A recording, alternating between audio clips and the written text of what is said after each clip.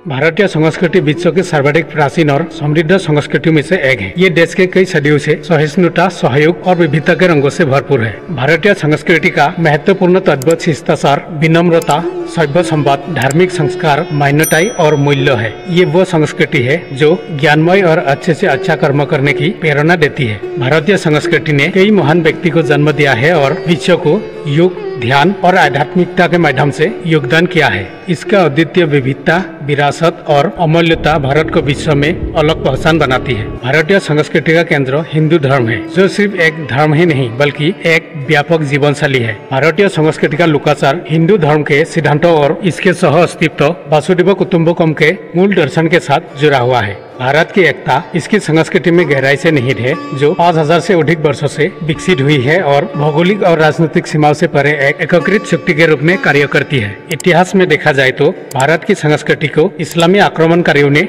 मंदिरों के पूजा स्थान, शिक्षा, कला, नृत्य, संगीत और संस्कृति के केंद्र को निशाना बनाया था, जिसका उद्देश्य इसके संस्कृति ताने बाने को खत्म करना है। इन चुनौतियों के बावजूद भारत का सांस्कृतिक लचीलापन समय की कसौटी पर खरा उतरा है। हाल के दिनों में भारत के संस्कृति पुनरुत्थान में साझा सांस्कृतिक पहलू को बीजेपी के सरकार ने पुनरुद्धार पर पूरे जोर दिया है। जो उत्पीड़न या सांस्कृतिक प्रभुत्व के कारण नष्ट हुए थे, इसको फिर से नवीनीकरण करने के लिए प्रमुख तरीकों अपनाया गया है। इसमें देश की सांस्कृतिक एकता और अखंडता को जागृत के अभियान, जो इसमें पीएम मोदी जी के नेतृत्व में देखा जा सकता है, जैसे कि अयोध्या में राम मंदिर का निर्माण और काशी विश्वनाथ कॉरिडोर, उज्जैन में महाकाल, केदारनाथ सौंदर्यीकरण और ऐसी कई परियोजनाएं इन प्रयासों का उदाहरण है। इन मंदिर का पुनर्जीवित और पुनर्स्थापित करने के लिए एक ठोस प्रयास किया गया है और पहल भारत की सांस्कृतिक विरासत को फिर से जीवित करने की प्रतिबद्धता को दर्शाती है। भारत की सांस्कृतिक विरासत के प्रतीकात्मक भंडार रहे हैं। इसमें केवल मंदिर ही नहीं बल्कि कला, शिक्षा, आध्यात्मिकता और संस्कृति के केंद्र भी शामिल है,